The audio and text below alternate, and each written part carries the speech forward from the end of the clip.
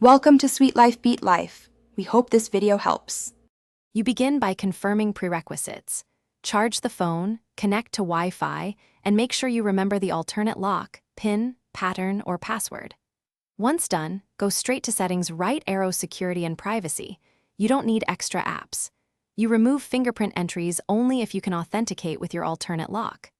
Make sure to sign into your Realme or Google account first so you can recover settings if something goes wrong, and back up photos and contacts before changing security. You now remove the stored fingerprint.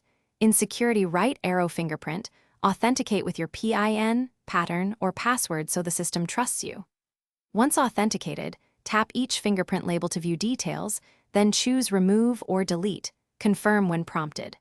This immediately disables biometric unlock without altering your other lock methods.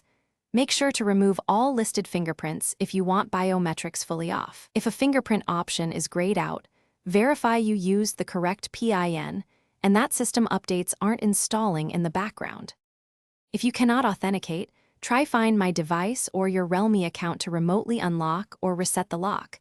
This preserves some account links. If that's impossible, a factory reset from recovery will remove the fingerprint lock but erases data. Use it only as a last resort. To enter recovery, power off, then press volume down plus power. Model may vary. If anything fails, reboot, ensure system is updated, and, if needed, visit an authorized service center for safe recovery and guidance. Thanks for watching. Consider subscribing if we helped you.